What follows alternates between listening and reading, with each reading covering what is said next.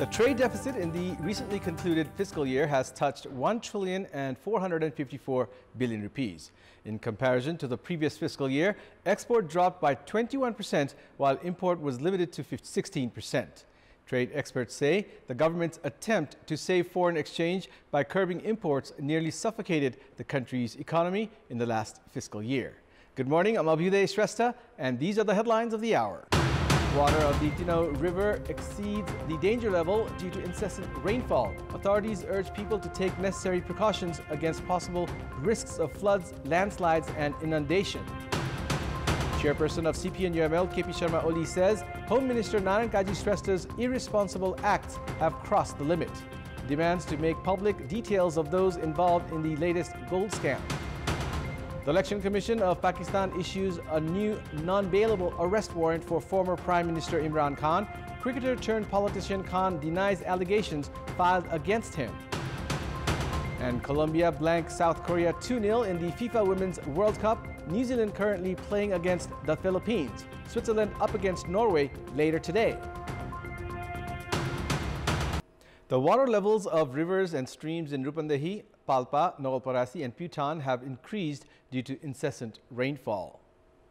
The water level of Tino River in Butwal has crossed the danger mark. The Department of Hydrology and Meteorology has urged people living near the banks of rivers to adopt necessary precautions, saying that the level of the Tino River started to rise from 4 this morning. Local levels, including Butwal submetropolis and Tilotama municipality, have also urged people living near the banks to remain vigilant.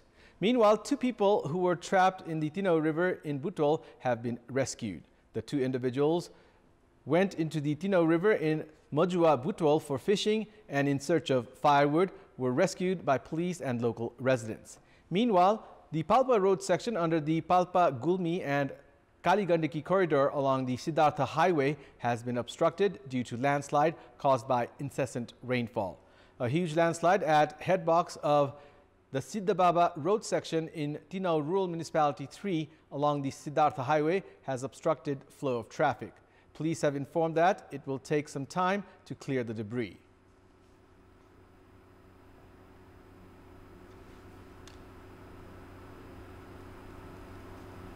A full bench hearing on the writ filed at the Supreme Court calling the formation of the Koshi Province government as unconstitutional is beginning from today. The joint bench of Supreme Court Justices Sushma Lata Mathema and Til Prasad Shrestha decided to hold a full bench hearing from today. Former Chief Minister of Koshi Province and Parliamentary Party leader of CPN-UML, Hikmat Kumar Karki, had filed a writ at the Supreme Court on 7th of July earlier this month, claiming that Nepali Congress Parliamentary Party leader Uddhav Thapa's appointment as the Chief Minister was illegal.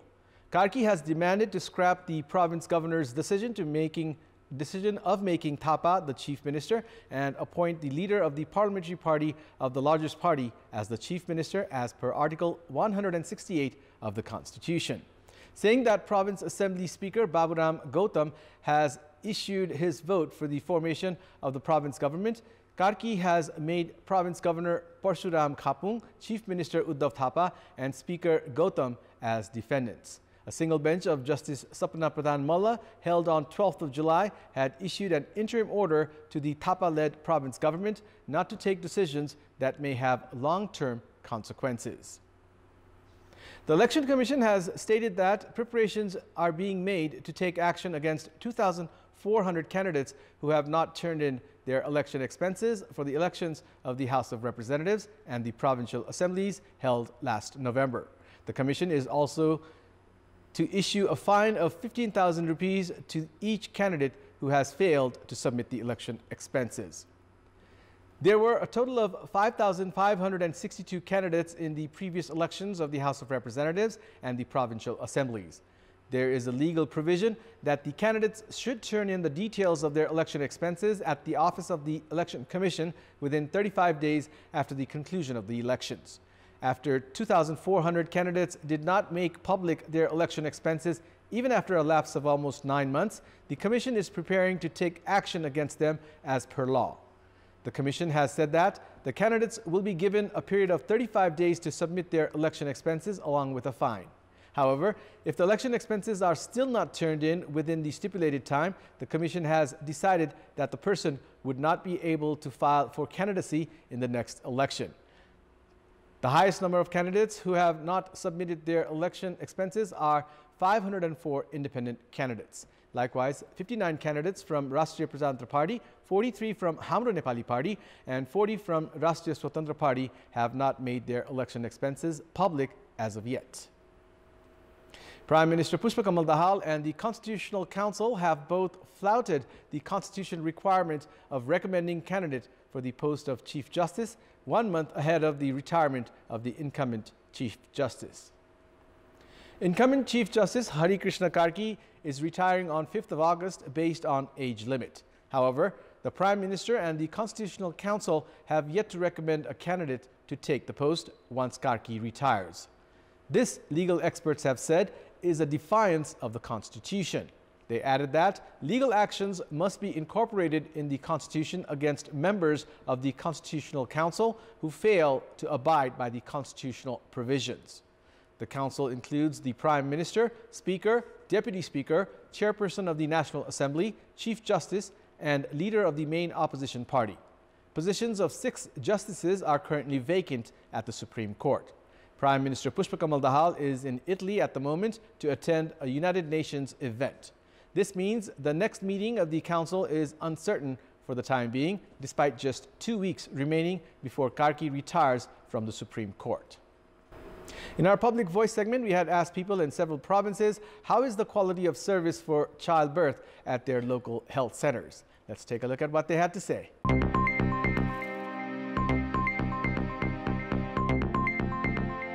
हाम्रो यहाँ अब बेडको संख्या कम छ सुत्केरी सुताउने bed पनि छैन सुविधा पहिलाको भन्दा छ तर जति हुनुपर्ने हो त्यति चाहिँ छैन ठीक सेवा सुविधा हामी सन्तुष्ट छौं नर्सहरुको सुत्केरी महिलासँग गर्ने व्यवहार चाहिँ अलि त्यति राम्रो देखिएको छैन जति अब सहज रूपमा प्राप्त हुनुपर्ने सेवा सुविधाहरू त्यो अझै पनि पुगेको जस्तो चाहिँ लाग्दैन अपरेसन गर्नुपर्ने अवस्था हुँदा चाहिँ अब लानै पर्छ नभए नर्मल सम्बन्धीमा चाहिँ गर्छ सर त्यही गर्नुहुन्छ नराम्रो छ अहिले जाँदाखेरि त्यहाँ डाक्टरै हुँदैन त कुनै कर्मचारी हुँदैन एनआईसीहरुको व्यवस्था नभएको कारणले हामीले बिरामीहरुलाई नेपालगञ्जसम्म बाहिर रिफर गर्नुपर्ने अवस्था अरु चाहिँ ठिकै छ सरकारी हस्पिटलमा पनि सुविधा छैन अनि प्राइभेटमा सुविधा छ तनी तिनीहरुले बढी पैसा लिइरहेछन् गुणस्तरीय प्रसूति सेवा दिनुपर्छ र एउटा विज्ञ गाइनोलोजिस्टहरुको पनि आवश्यकता परेको छ त्यहाँ समग्रमा हेर्दाखेरि यो प्रसूति सेवा चाहिँ राम्रो लाग्छ मलाई अब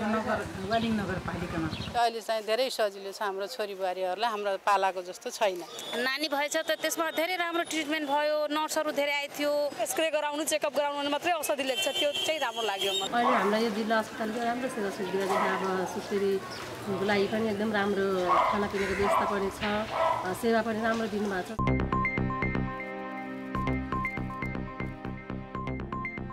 Former Prime Minister and Chairperson of the main opposition CPN Yermel, KP Sharma Oli, has said gold smuggling of large cash, like the recent one of 100 kilograms, cannot take place without the involvement of the government.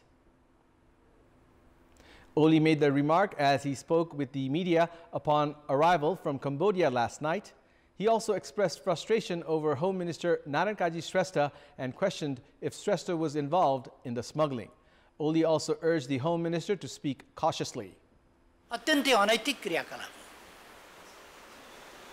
गृह मन्त्रीको क्रियाकलाप गैर जिम्मेवार आफू गृह मन्त्री भएर यसको भए पनि उसको भए पनि यस्ता खालका चाहिँ नि गैर जिम्मेवार कुरा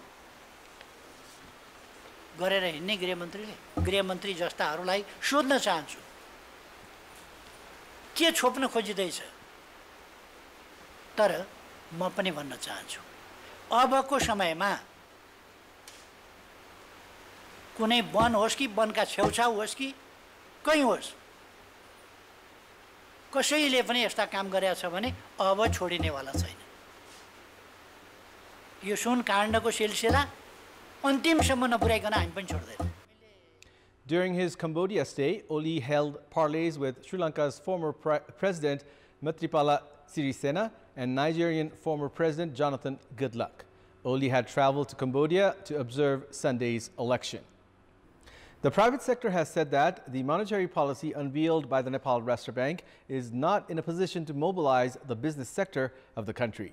The business community complained that the monetary policy has only harped on financial stability rather than lending support to the business people who are reeling under bank interest loans.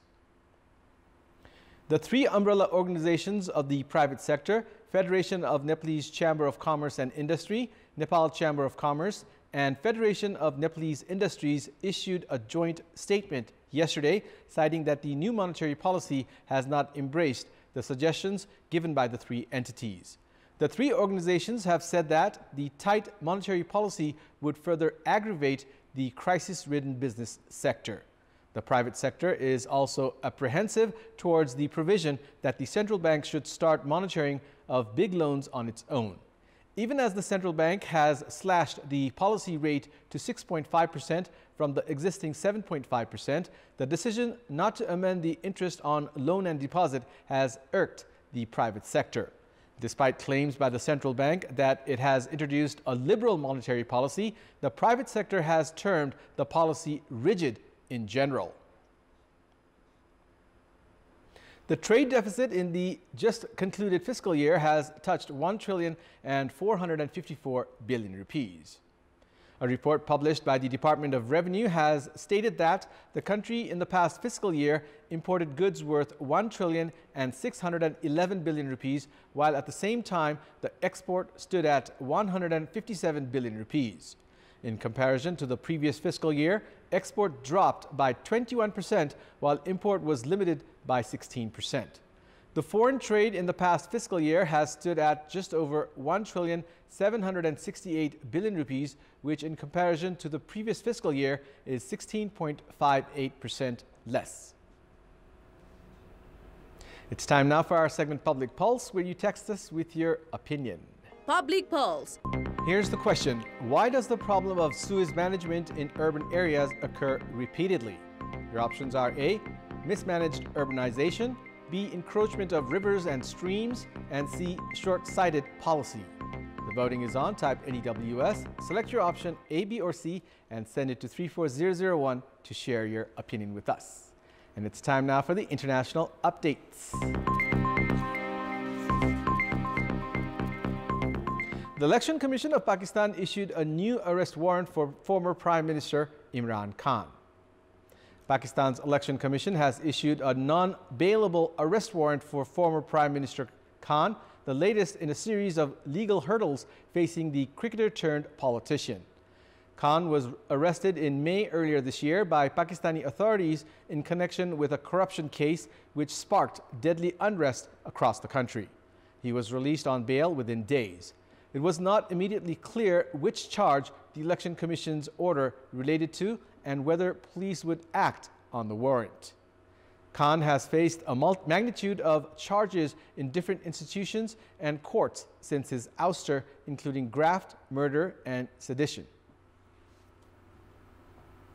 Wildfires have killed 15 people in the mountainous Abheudaya and Writ regions of Algeria as a heat wave spread across North Africa and southern Europe. The Algerian Defense Ministry said 10 soldiers were killed in the fires. Some 7,500 firefighters were battling to bring the flames under control. About 1,500 people have been evacuated. A major heat wave is sweeping across North African countries with temperatures of 49 degrees Celsius recorded in some Tunisian cities. Japan's Prime Minister Fumio Kishida has condemned the late-night launch of 2 ballistic missiles by North Korea hours after a U.S. nuclear-powered submarine arrived at a naval base in South Korea. Kishida said the missile launches threatened regional stability. North Korea has reacted angrily, saying such a deployment could meet the criteria for its use of nuclear weapons. North Korea had fired 2 short-range ballistic missiles into the sea off its east coast yesterday, adding to a recent streak of weapons testing that is a protest against the U.S. sending naval assets to South Korea. One of the 3 designers behind the iconic Twitter logo expressed unhappiness seeing the original bluebird be replaced. Martin Grasser, an artist and designer based in San Francisco, spoke after posting a viral thread where he shared memories about how the logo was created. Grasser expressed the logo represented the best of the internet's adolescence and the time when people believed more in the power of the internet. Grasser added, for Jack Dorsey, the co-founder and former CEO of Twitter, the logo meant to communicate simplicity, brevity, and clarity. On 23rd of July, the new logo was projected on the exterior of the company's offices in San Francisco. Musk said in a post he wanted to change Twitter's logo and polled his millions of followers whether they would favor changing the site's color scheme from blue to black. Under Musk's tenure since he bought Twitter in October, the company has changed its business name to X Corp, reflecting the billionaire's vision to create a super app like China's WeChat. That's all for the moment. Thank you for watching. Have a good day.